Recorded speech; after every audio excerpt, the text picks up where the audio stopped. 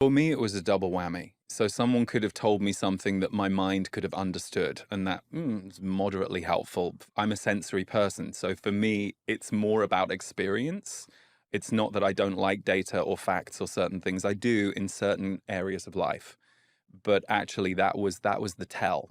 I think if I hadn't been in such self-judgment at the time, the blinding light of it wouldn't have been so contrasted. I didn't, like you said, the day that my life changed, I didn't know my life changed that day. I didn't know I would end up doing this for work 5 years later. But my life did change that day, or it reconnected, it kind of plugged back in. I think it's pretty specific.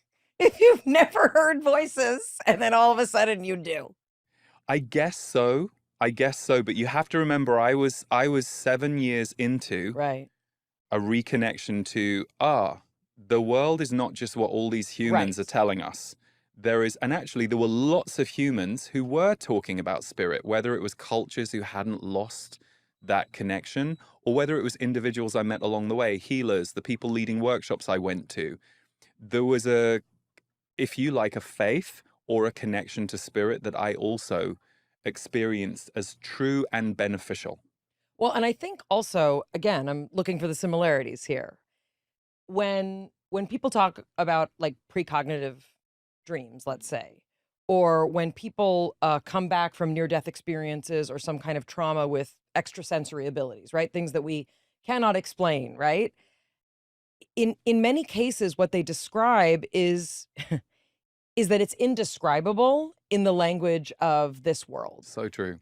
So when you talk about, receiving this kind of like, and I don't know what example will resonate with people most, but let's say you think you're in love and you have all these relationships, and then one day you meet a person for whom that connection is different, and you realize that all the other times when you thought you were in love, that was a different set of emotions that are valuable and interesting, but this is not that. If you've ever meditated and you're like, oh, it's quiet and the thoughts, they're like washing over me like pebbles in a river, right? But then you drop into a place that's like, where am I? When is it? And did I eat mushrooms by accident? Then that's a different place than this. So what's interesting to me is there may be other times in your life or any of our lives where we're like, oh, I'm hearing these voices in my head and I'm like talking to myself and I'm having a convo with myself.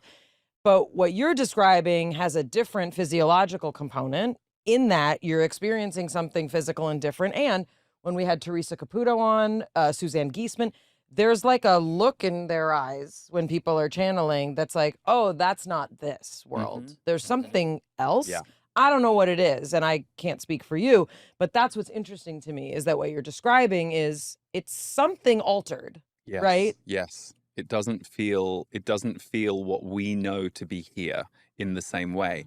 But the more it becomes part of your life, you start going, there are a few worlds on Earth, and most of the time, most of us are living in the one that we're in this body, we're in this identity, we're having the life we're supposed to have.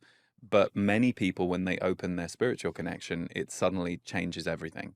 Now, there's a difference between when you get information for yourself and when you get information for other people. Yes. I want to tackle that, but right before we do, define channeling. Yes. And I want to know also more specifically, like we just got to Zachary.